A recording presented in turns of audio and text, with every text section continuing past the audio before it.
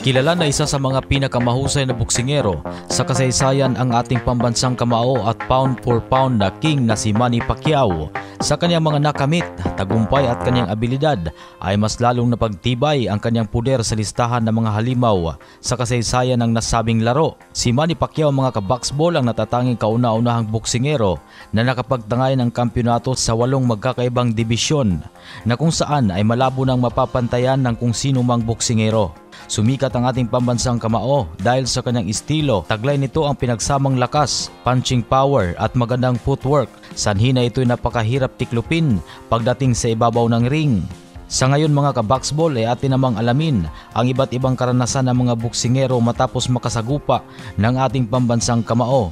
Sa kanyang unang pagsabak sa lightweight division ay isang napakahirap na hamon agad ang kinakaharap na nooy 29 anyos na si Manny Pacquiao.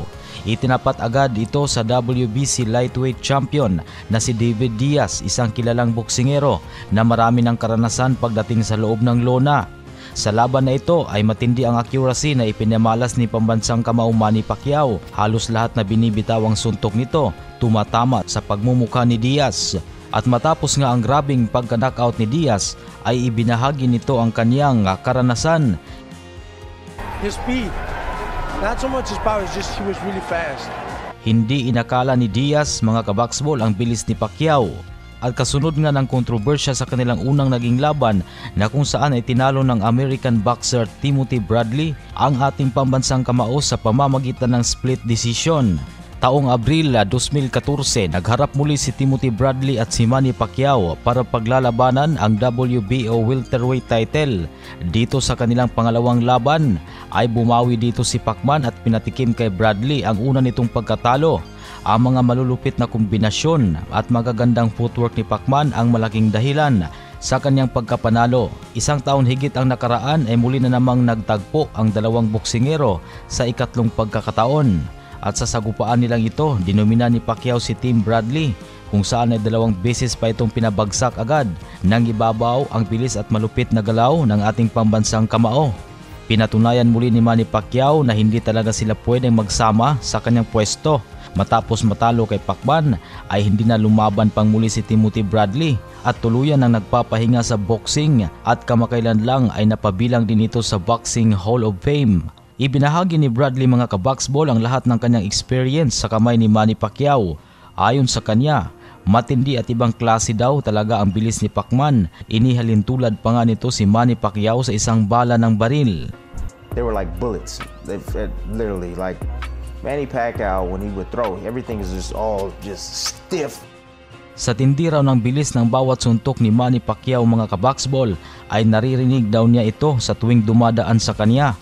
Marahil ay isa itong si Keith Thurman, ang kilalang pinakahambog na boksingero na nakatapat ng ating pambansang kamao. Bago sila magharap sa lona noong 2019 ay sobra ang pambabastos at pamamaliit nito sa ating pambansang kamao. Kasunod sabihan ng T-Rex Arms, ang ating pambansang kamao sinabi nitong mabagal daw at madaling basahin ang galaw ni Pacman. Ngunit pagdating sa oras ng kanilang laban ay pinatunayan ni Manny Pacquiao ang mga masasakit na pamamahiya nitong si Thurman. Maraming napabilib at nagulat nang pabagsagin agad ni Manny Pacquiao si Thurman sa unang round pa lang ng kanilang laban. Nahahagip man ng solidong suntok ang ating pambansang kamao, ngunit ipinakita nito ang makunat nitong panga. Matapos ang maaksyong laban na umabot ng 12 rounds ay itinanghal na panalo ang ating pambansang kamao. Lasap ni Thurman ang kauna-unahan nitong pagkabigo sa kanyang pro career at nabatid sa isang interview higit 1 taon na matapos ang kanilang sagupaan ay sinabi nito na ang kanyang karanasan nang makasagupa si Pacman. Inamin nito na napakabigat daw talaga ng mga suntok ni Manny Pacquiao, para daw itong tipak ng semento mga kaboxball. Pacquiao's hands just felt heavy. After the fight I constantly was thinking, why did his fist feel like a rock? Ang nooy kayabangan na binato nito ay napalitan ng paghanga. Kakaiba raw sa lahat si Manny at sinabing malabo na raw na may ibang boksingero pa ang makakagawa sa mga nagawa ng isang Manny Pacquiao. Samantala nakatapat pa si Manny Pacquiao ng isang mayabang na boksingero noong 2013, isang Mexican-American na si Brandon Rios. Matindi din kung makapagbitaw ng salita ang boksingerong ito. Sa kanilang sagupaan na agad ginanap sa Macau, China, gulpi ang inabot ng trash talker na si Rios. At sa isang interview mga kaboxball, inamin itong si Rios na kakaiba si Manny Pacquiao sa kanyang naranasan sa kamay nito ay para daw na 3 Manny Pacquiao ang kanyang nakaharap sa loob ng ring sa sobrang bilis nito. I seen 3 Manny when he faced me. Motherfucker was so fast. I seen 3 Manny. So.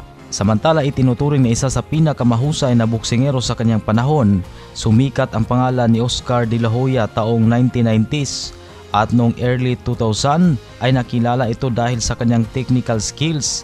Si De La Hoya ay mahusay sa counterpunch, mayroong malaking puso pagdating sa ibabaw ng lona.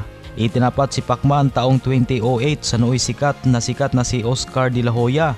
Walang nag-aakalang kayang talunin ni Manny Pacquiao si De La Hoya. Sa isang interview nga mga kaboxball ay sinabi nitong si De La Hoya na hindi daw niya kinaya ang bilis ng pambansang kamao. Inamin din ni De La Hoya na nasaktan siya ng husto sa kanyang matinding pagkatalo kay Pacman. Manny Pacquiao would be right in front of me.